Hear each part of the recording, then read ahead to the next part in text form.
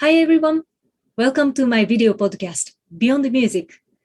My name is Utako Toyama, and through Beyond the Music, I'm going to share the most valuable things that I've learned while I work with musicians around the globe and worked in many countries. Today, I was thinking of sharing a different story, but changed my mind. Today's topic is music for peace between Russia and Ukraine. Since it's an ongoing topic that affects our world today, I thought of sharing my own perspective as a musician whose goal is to make a positive impact to our society through music. Except working as a musician and founder, I also teach music in London, and one of my students asked me today at the lesson, is the UK going to have a war with Russia? It was a sudden question in the middle of our lesson, and she looked worried, and I thought it must be bothering her a lot. She also said, in the war, many people would die, right? I don't understand why we would have to have a war just because people in the top decided to have a war. And I think it's pretty selfish. I told her, I think you're right. And it's hopeful that you from next generation think that way. First, this isn't a direct war between Russia and the UK. The UK doesn't want that to happen and working very hard to prevent it. We aren't a politician, but we also have a way to speak up through music. There was a similar situation in the past, and I organized a musical flash mob with my friend from Ukraine for a peace between Russia and Ukraine. You can do the same and promote world peace through music. After the lesson, I shared the link for the flash mob video to her.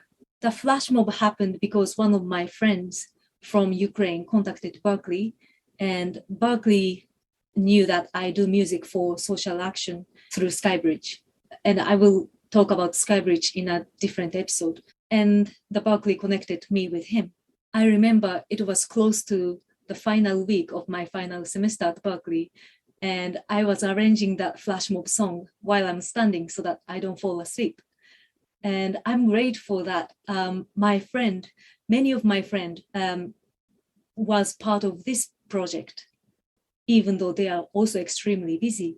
It makes me happy to know that they participated in this flash mob because they believe in world peace, and they believe that we can spread message of world peace through the power of music. The flash mob happened 7 years ago, and after 7 years, we are still having the same issue. And sometimes hearing those news makes me think that we've never learned the lesson. But I know music can inspire people to take an action and make a change as John Lennon's music did. Though the change might not happen overnight, we can continue raising our voice for it and lead the next generation through what we do and what we did. Now, I'm a musician, and this is how I decided to approach for a better future. But I believe everybody has a way to raise our voice. You can read about it, talk about it, write about it, or dance about it. And please imagine somebody who is no different to us is trying to protect their family, their loved ones, their country, wishing for peace and wishing for a better future for their children and for the next generation.